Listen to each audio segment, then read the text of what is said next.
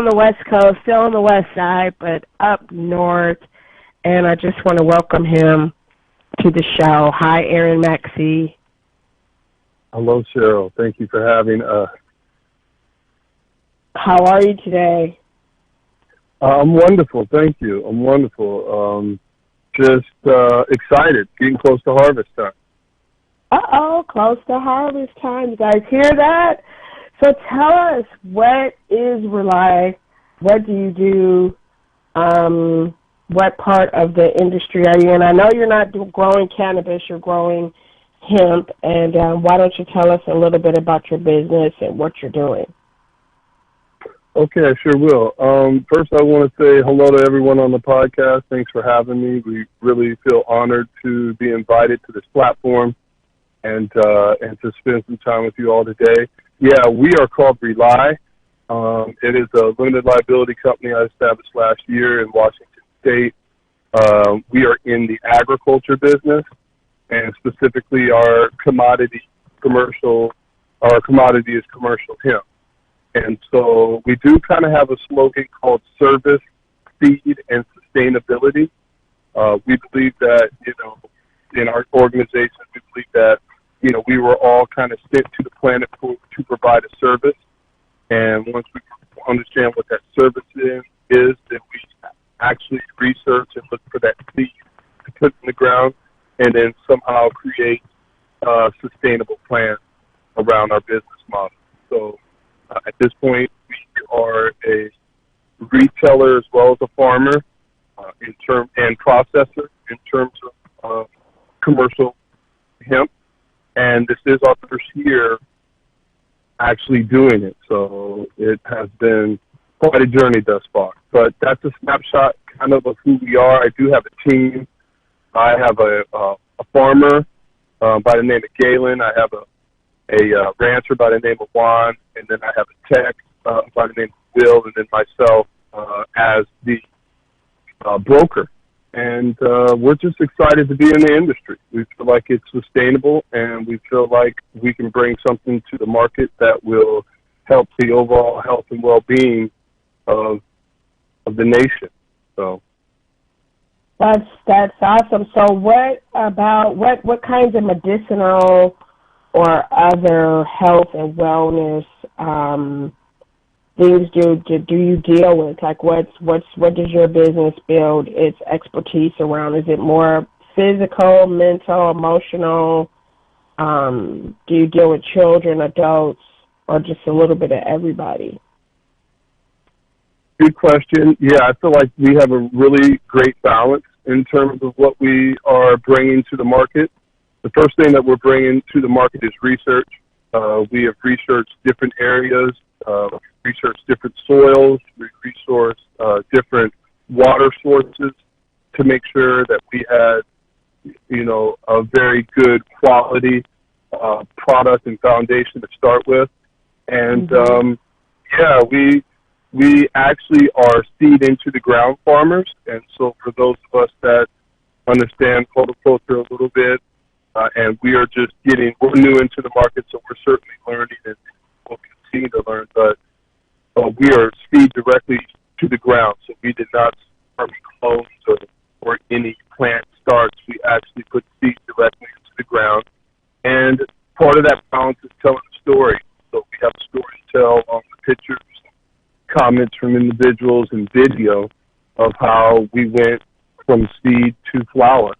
And I think what we want to carve out in the market is, first of all, a niche for telling a story and telling a truthful story, being able to back up our product with, reports and research that shows that we really took the time to grow and have a relationship with plants that we want to bring to the market and provide healing benefits. And part of those healing benefits can be sleep aids or anti-inflammatory properties.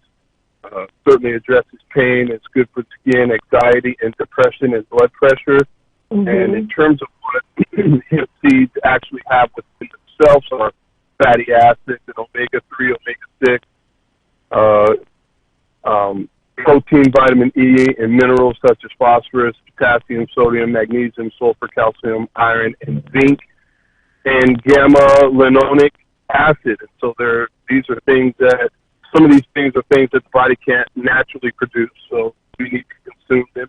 We believe that God has left some things on this planet for us to benefit from, and we believe that hemp is one of them. What are some of, if you were talking to and helping, some of our patients, our consumers, some of them are consuming with other growers and distributors, retailers that they trust, and then we have a growing group that's now looking to plant and start trying to figure out how to do small projects at home, this whole DIY crowd. So what kinds of things would you suggest if someone was going to do some home growing? I mean, like, say you have no experience and then everything in between.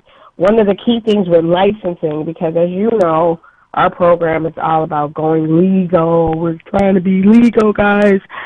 So how do you, what would you say to people trying to make that transition? What do you see from where you grow and where you sit? What kinds of tips would you offer for people just getting started and maybe they don't have the capital or something to go into cannabis just yet or to apply for licensing? What kind of things could they look forward to by starting with them? I think hemp is like a cousin, right? Yeah, it's just a sister plant. It is the plant. Yeah, it is actually the mother of cannabinoids from our research, which means that you actually, well, let me back up. There's cannabis, which is also known on the street as marijuana, Mary Jane, and then there's hemp, also known on the market as CBD. And from our research, it produces several principles within that, THC and CBD being one, or our cannabinoids are being principles. But above those two principles, THC and CBD, is actually the original, if you want to say, mother of the hemp plant, which is CBG. CBG is a little more expensive, a little harder to grow, but it catches the plant and the essence of the flower before the THC and the cannabinoids develop. And so you actually have kind of the original, well, I shouldn't say original because THC is a very beautiful and natural product, and so is CBD that comes out of the flower that we plant. But the CBD is on a level where we are getting the mother cannabinoid. We're actually able to administer that into our body. So to answer your question, I would say to those that are starting is actually do some research on the hemp plant itself, and then do some research on understanding why the federal government banned it. I think that's even more pertinent because at this point in the United States of America, they legalized cannabis before they did hemp. And so you got to wonder why, they do what they do, right? Of cannabis being more of a recreational drug. It's always been a recreational drug for some races, and it's been a tool to incarcerate descendants of American slaves. And so they've used it in different ways, but they've always kept hemp banned. And I believe that they've kept it banned based upon the health benefits that come out. And certainly a race of people who are lazy and want to pay other people to get the hard work done are going to be in poor health. And so they're looking for things that they can consume so their health can continue to be prosperous for them, even though they do maybe very, very little labor. And so, I mean, I'd be interested in it, and I'm still trying to understand why the federal government banned it, just kind of legalized it with the 2018 Farm Bill. But at any rate, this is where we're at now. So for those individuals that are looking to understand the flower, I would say do some research. There's plenty of research out there, and then try to get an understanding why the federal government banned it. And then the other thing is think about some ailments that you may be dealing with every day, in your bathroom, in the mirror, whatever. It may be skin, it may be your respiratory system. It may be the inability to sleep, or, I mean, if you're dealing with some ailments in your body, pain and inflammatory nerves or anything like that, any nerve pain or anything like that, I would say find a quality product and experiment on yourself. When I say a quality product, and when I say quality product, I would say do the research, because there's a lot of people out there that are just taking other people's product and rebranding it. They're not growing it. Well, what kinds of things would you recommend we look for? Like, say, for example, someone like me who doesn't even know where to start. So am I paying attention to how I feel?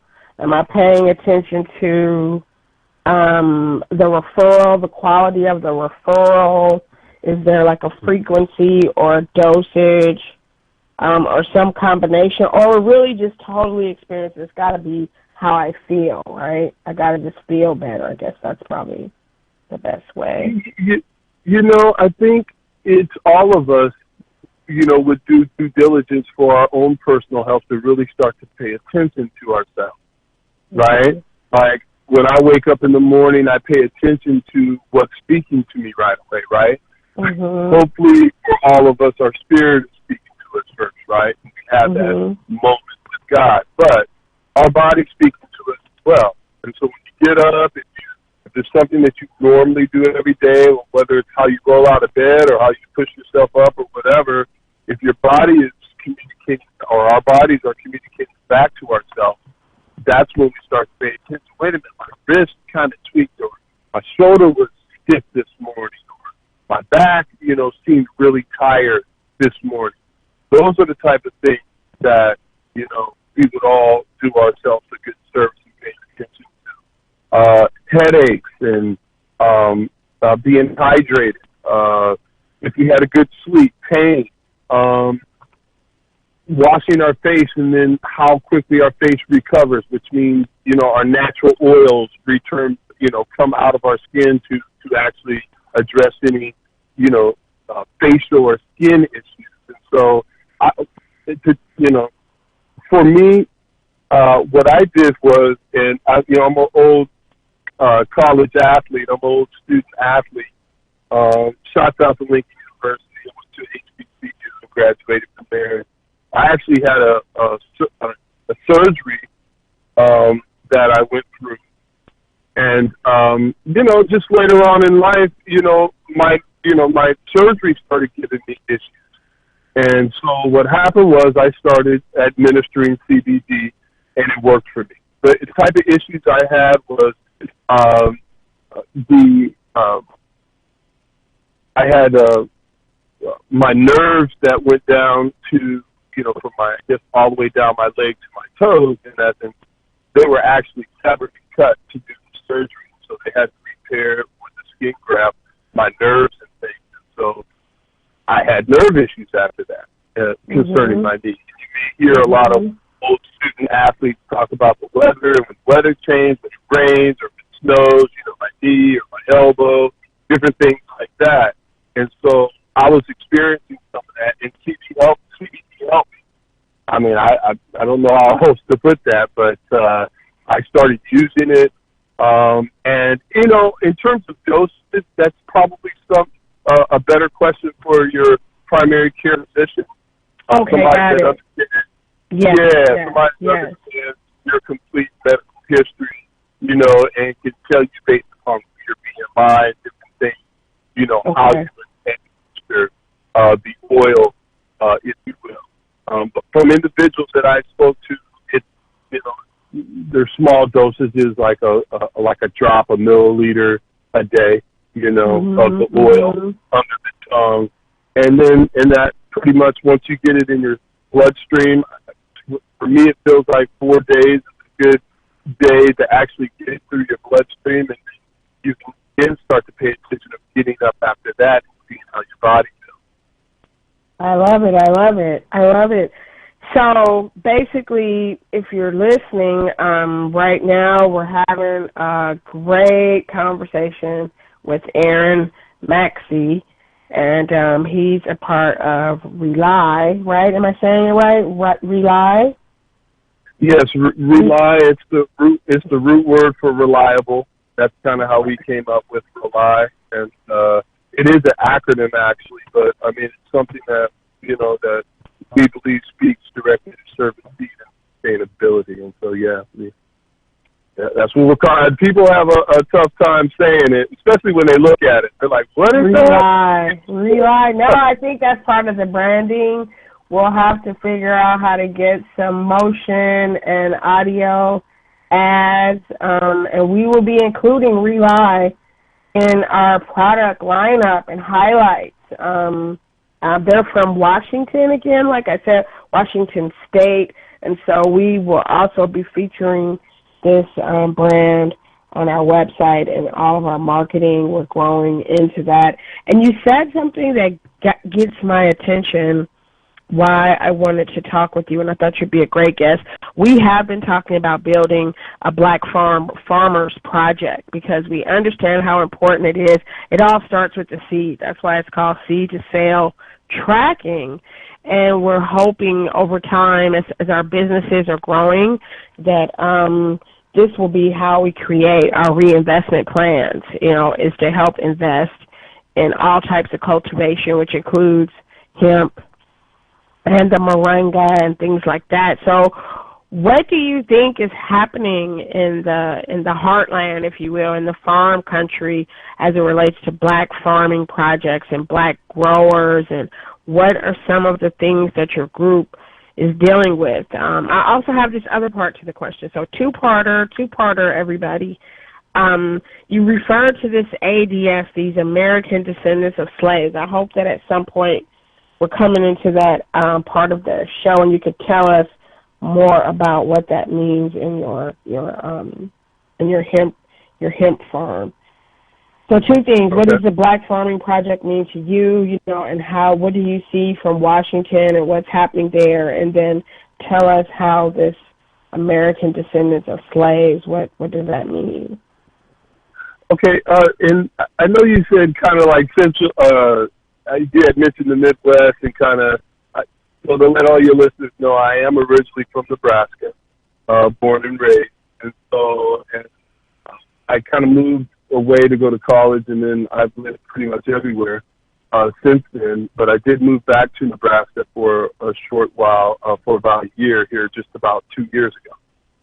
And Nebraska, so I know you had mentioned Nebraska on the email. So Nebraska did receive the USDA hemp approval for them to actually implement their hemp plan. So they are moving forward as well, along with, I think, 3 other states, I think Texas and a couple other states also got that approval from the USDA.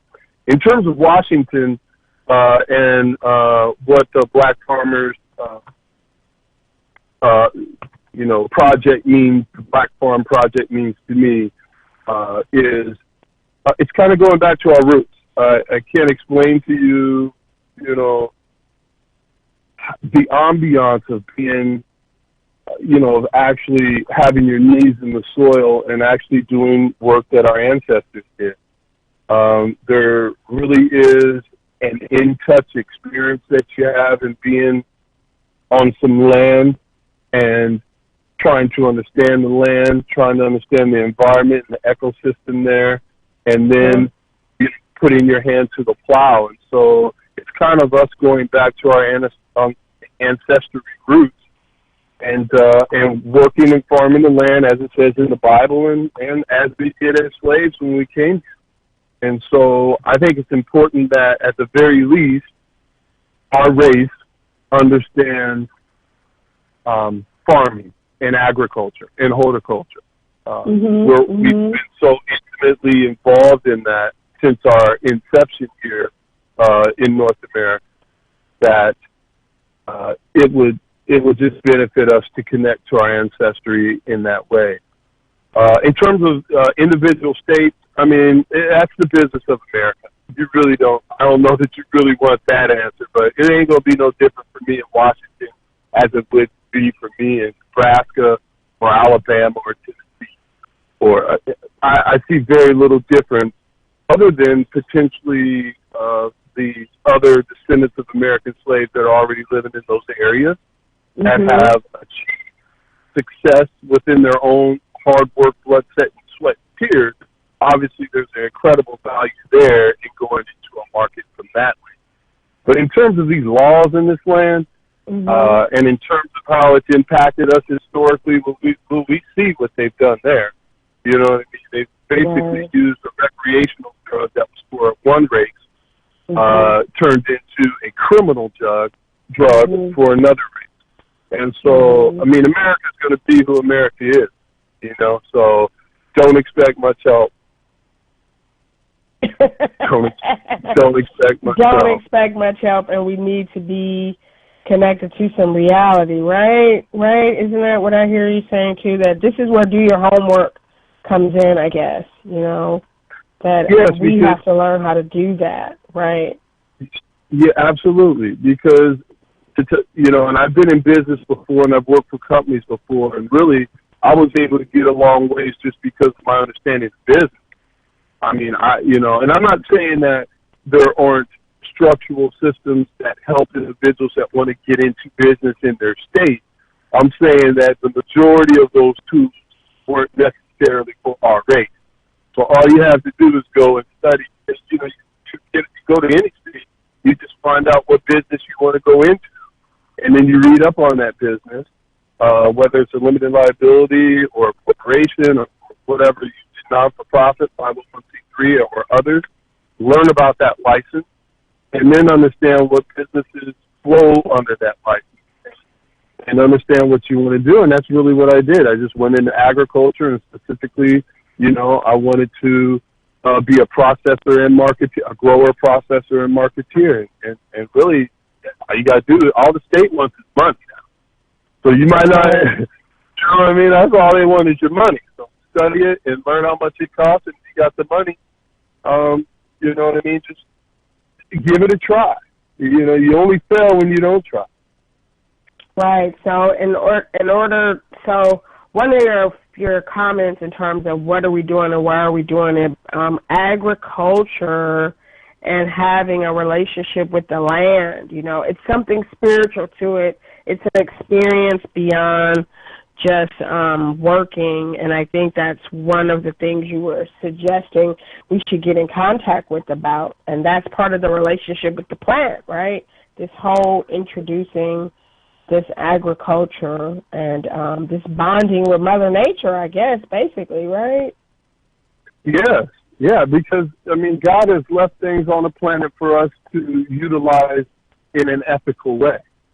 And see, and this is where we run into, I don't even really think that it's an intensive or intelligent debate about ethics between the federal government or ethics that we may have learned from our grandparents. You know, clearly they're two different things. So, you know, we need to understand the land for ourselves. America understood what we could do with the land because we are the one that created the first commodity for this nation, which was cotton. They couldn't even do nation business without our commodity. So once they saw what we did with our hands in the land, they can't afford to give us the land. I mean, they're not dumb. They don't want to give us. They don't want to give us land that they know that we could. I mean, we've already shown that we could outperform. Wow. So this whole thing is separating us from our agricultural roots and what that means in terms of the whole experience as African descendants of slaves, right? That's what you're saying, American descendants of slaves, I'm sorry. Wow. I never thought about it like that. Well, because this is economics. This is all about economics. And if you think about it, America, specifically North America, or we can say the United States of America, outperformed the whole world in terms of cotton. We outperformed everybody. Got it. We outperformed all other races until they got to us. Boop, right? Wow. We outperformed everybody. We outperformed the world. Not just North America. We outperformed the world with that. We outperformed the world with that commodity. Yikes. Ooh. Cool, right? That's amazing. That's what we did. We outperformed the world. So, back to our roots. That's what this social equity agenda means, that we are first introducing to some and revisiting for others this is a part of what you mean when you say you need to know who you are and what this means to us. This isn't just commercial cannabis. This is also about being in the dawning of another phase of American descendants of slaves, that we're now entering another phase. God willing, we're still here. We can now start creating a different relationship with America. Yeah, because America needs help. You know, I mean, the longer... Does America need help? Does America really need help? What do you mean by that? So, okay, well, let's just take Donald Trump's, his campaign slogan, "Make America Great Again." Mm-hmm. Let's start there. Well, America wasn't great until they got slaves. Period. They weren't going to be great until they got what? Slaves. Until they got us. Until they got slaves. I got it. America No, was not. Come on. You know, I mean, that's the ignorance. Got it.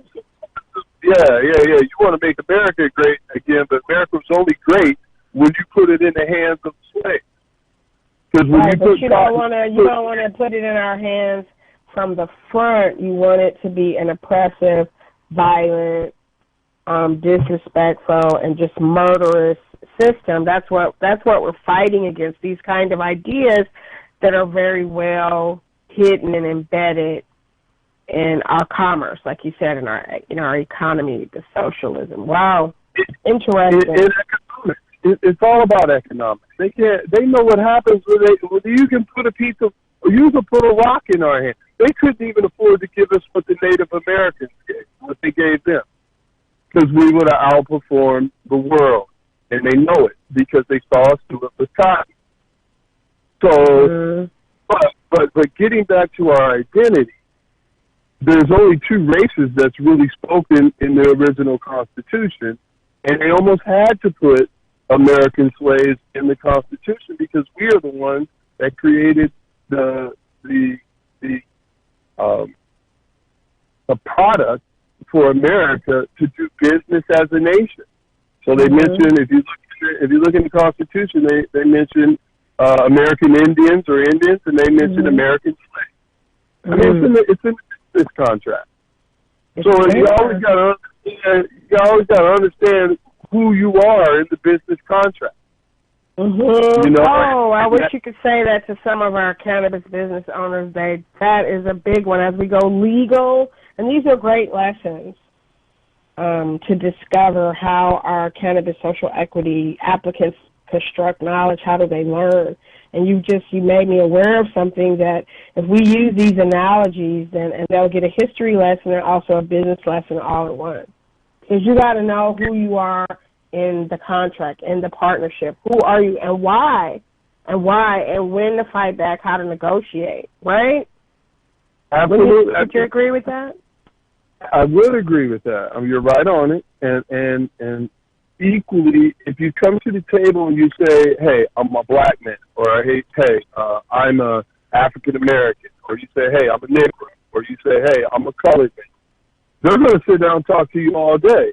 You come down and you start talking the Constitution, you sit down and you say, "Hey, I'm American slave." They don't want to talk to you. See, it's reverse psychology. See, they want the slave to be a derogatory term, so you don't address yourself to them as who you are in the contract. The further you get away from who you are in the contract, is the easier it's going to be for you.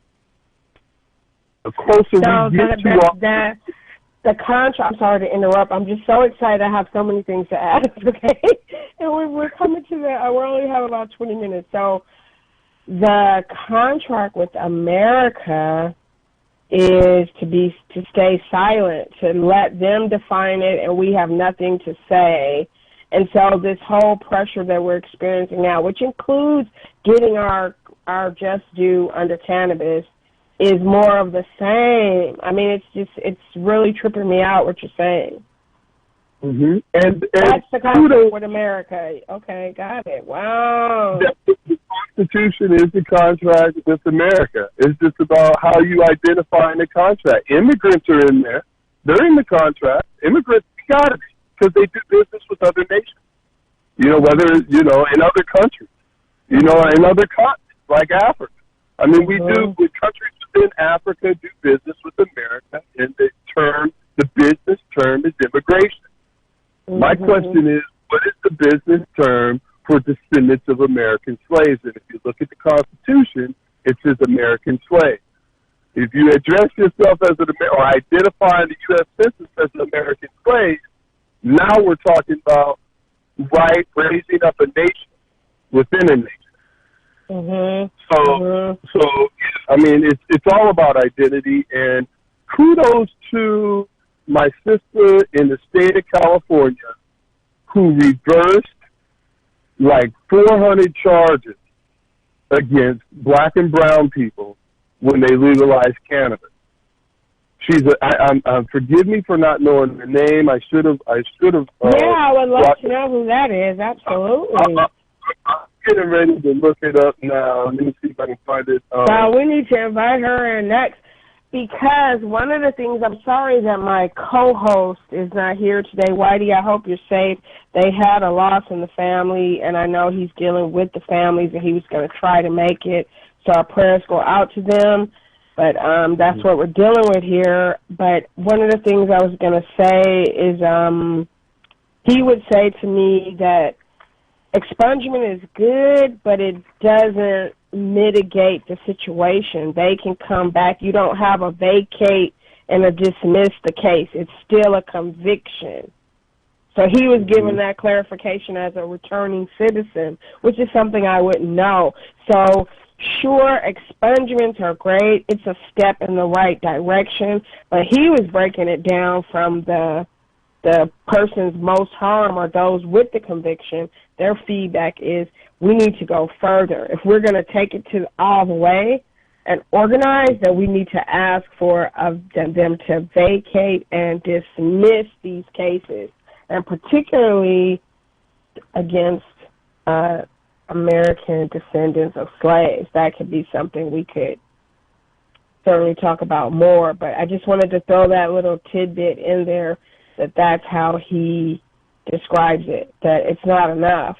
And we get a lot of pushback about that here in L.A. because that's what we believe, you know, that you should have to do more. Our allies, the white people that want to be our allies, they get a little frustrated because we say that. I haven't been hard in the paint, but yeah, you should just know that. That's part of our politics here. I don't know if you see that where you are. How is it in Washington? Well, I just moved back here, and just moving back here, I just got here. I can tell you that, you know, that there are some good people out there. You know what I mean? So I'm not trying to take anything away from anybody, but what I will say to our white constituents who are interested in what we're doing, I would say you need to take our position and our stance back to your white friends, and you need to argue it back there. You need to address the people that you know are in positions to make change, and you need to talk to them about it instead of asking us about it. You already know it's affecting us disproportionately like anything else is in America. From water to opportunities to jobs to unemployment, it's all out there. So, I mean, let's not play games just because we're dealing with a different product that somehow is different, you know, somehow well, maybe because they're not in it, it's a level playing field. No. And I'm certain that the National Black Farmers Association would tell you the same. I mean, they've been out here doing this for a while, and the federal government provides relief for farmers, and all of a sudden the National Black Farmers Association can't get their money. We've had individuals that have spoken and said a lot of times it's not the federal policy, it's the local policy. So the federal government can hand down a policy, and the states say, we don't care what the federal government says. We're not going to let you do it. So they play in a different game. I mean, they play in a different game, and I'm not the only one saying that. Like, that is something, again, that I got from my research and listening to, again, another sister, descendant of American slaves, who got interviewed on Hemp Industry Daily, and she was communicating, she was asked, about disparities within the cannabis and hemp, are you seeing the same things? And she's like, well, yeah. I mean, it doesn't matter what even when the federal government has legalized it, she said it doesn't matter if the federal government legalized it. Those policies get dropped down to local government, and if local government, come on now, if local government don't want to, they ain't gonna follow it. Then you gotta go to court, spend a bunch of money, and go. I mean, come on now. They know how to work their game. They know how to work their game.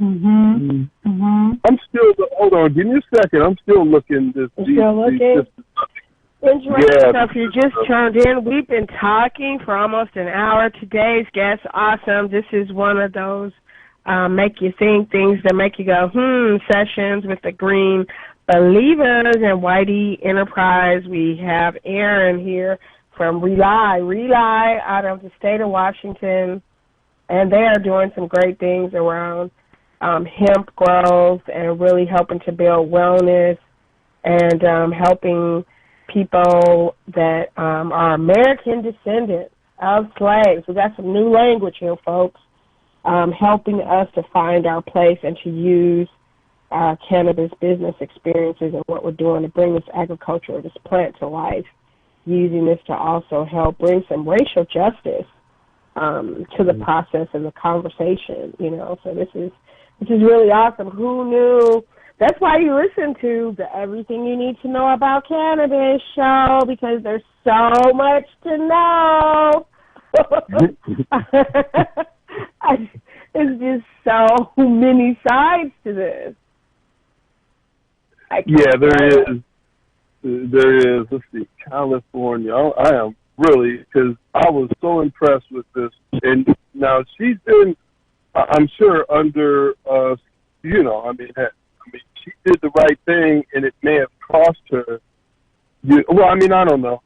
We all count up the cost with the decisions that we make. But I was just, wonderfully surprised that they even posted this story about, our sister reversing the charges in California. Harris? It wasn't Kamala Harris. No. Speaking out. Okay. Yeah, I just wanted to be sure that we. Yeah, and I'm gonna have to. I wasn't prepared to provide that. But send it later. We'll figure out. We'll figure that out for the next one. But how exciting! What an exciting venture. So is there anything else that you would like to share with our listeners? We're in California, you're in Washington State. We are entering into our retail phase, and our licensing department is starting to issue notices to those that we had over 800 people apply. So it's very busy. A lot of people applied, and very scandalous, a lot of different things that went down. It just is what it is. So wanted to disclose that, but if there were any things that you may want to share with us to kind of bring our show to an end today. Well, first of all, I'd just like to thank the Green Believers for reaching out and giving us this opportunity to join this network. I think it'll be something good for both of us. The other thing is scale. I think scale is important because we started out with over 5 acres and we only ended up farming 2. So with a team of 5, for the first year in farming, 2 acres was more than enough. So you need to scale it and be aware of how much you can take on. It cost us the money to go that large because I thought that was something that I was looking at scale, but it just turns out that we could only handle 2 acres, and that's really all that we did this year. So scale is important. The other important part, along with research, you actually should pay for a trusted lab source to test your soil before the season, test your water source before the season so you know what quality you're at, and then look for the most natural way to grow your plants. And when I say natural, all we use is irrigation water. And we tested that water before we started. That water comes from the Washington Mountain. And so we have a very good source of water, and we didn't want to use any additional enhancers or anything else on our crop. You guys have better water source probably than we do. We do.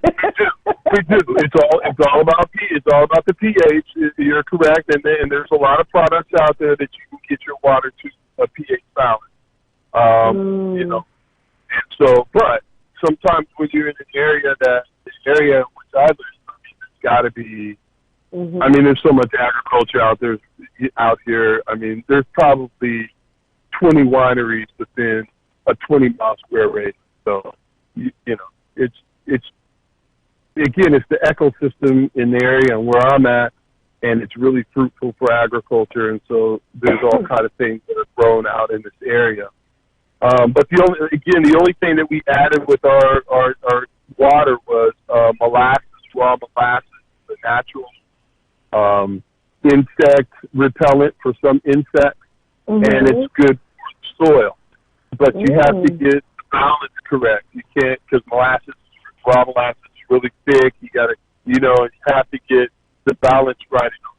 Spray through a sprayer with water. When I mean balance, you got to take your water and you got to add a certain measure per gallon to the water of molasses. And the natural molasses is the natural kind of just blessing, if you will, for the flower. Is that one of your secret ingredients? It's no secret. That's why I'm sharing it. It's widely reported. It's widely reported. And again, it's knowledge is shared. So if you're looking for a great source of additional CBD information, you could go to OregonCBD.com, and they really have the game out there. All you got to do is read. It's really all you got to do. Oregon, O-R-E? Yeah, or Oregon, like the state, CBD.com. All right. I believe that's what it is. You might, I don't know if you're by a computer, you can check it out, but that is a source that I used this year. And I have been kind of studying, last year I had a colleague that grew, and then the year before he grew, and so I did have some other individuals around me that knew what was going on, and I learned a lot from. But they learned a lot from just reading. And what I'm saying, a lot of what I learned, I ended up reading on this site. So I assume that's where a lot of the information is coming from. So yeah. That's really and one thing that my rancher has been quoted saying is that we're taking a chance to help humanity, and so our hemp rancher Juan, he otherwise known as Johnny, he goes by Johnny. He sees this as a opportunity to provide a product to this nation and to the world and to humanity, is what he's saying, as a trusted source and as a healthy product that can enhance our everyday living. So we're really excited for this to be our first year and share our story, just to continue in the process and things like that. This is so awesome. Well, folks, we couldn't ask for a better ally and, fellow partner in this effort to restore our identity, to rebuild all the things that we already have within. And so you're still connected. You're still in the running to be America's Next Top Model. And we're fighting together to address this economic justice, black land ownership, and leveraging our assets, to put us in a better position through our agricultural products like hemp, CBD, moringa, and so proud to be affiliated with Rely, R-E-L-I, like reliable. Rely, they are a grower and community leader in Washington. This is Aaron Maxey. He works with another group, Will and Dr. G, which you'll get to meet them soon. I'm going to have them either participate here on another podcast or we'll do a video webinar to keep bringing you the best, the latest, the top, the most exciting, controversial, and definitely things that make you scratch your head as we cover this for cannabis. You know, right? Everything to do with this legalization. This is our time to create these compelling stories and do what we can to add to, you know, changing this racial injustice, economic injustice that we've experienced all this time. We want to make it different. Right, Aaron?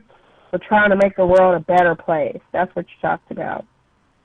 Yes, and I'm proud of our race and what we've done up to this point. So you're exactly spot on. And I would just say to our 50 and 60 and 70-year-old mentors and you know, their generation worked for them. It didn't work for our generation. And when I say that, it's to say, yes, there's black farmers out there. There's families that have acres and acres of land. I know they do, but they're just sitting on it. What I would ask you to do is to partner with somebody that looks like you and wants to work your land. And to your listeners, the Green Believers, write the vision down. It's still 2020. This is the year of vision. Write your vision down before the end of the year and expect someone to come along that looks like you, that has land. I've talked to a doctor 2 weeks ago, says he's got almost 300 acres of land. Okay, I think that's great. I think it's great. But what I got an issue with is you've been sitting on this land for the last 30 years. When somebody, a generation behind you, we could have been developing business models, we could have been working the land and making money off the land and creating our own municipalities and our own townships and stuff like that. So get off of your hands, you 50, 60, 70, and 80-year-olds out there. We love you, but quit playing. Let go of that land or get in a sharecroppers agreement with somebody that looks like you. And let some folks work your land. Again, that's an excellent idea. You think we need to have some prodding and encouraging the older adult members of the family and the community who are not ready yet to let the land go. What do you think that is? I know we only got a few minutes left, but just quickly, why do you think they're holding? Is it fear? Is it greed? Or what is it? Yeah, I think it's deception. And track with me on this. My father and my grandfathers, taught me and showed me and gave me and invested in my spirit ethics, and character, and integrity, and leadership. And what they told me was, get your education, get a job, keep your mouth closed, work your way up, and get a retirement. They taught me that because that worked for them.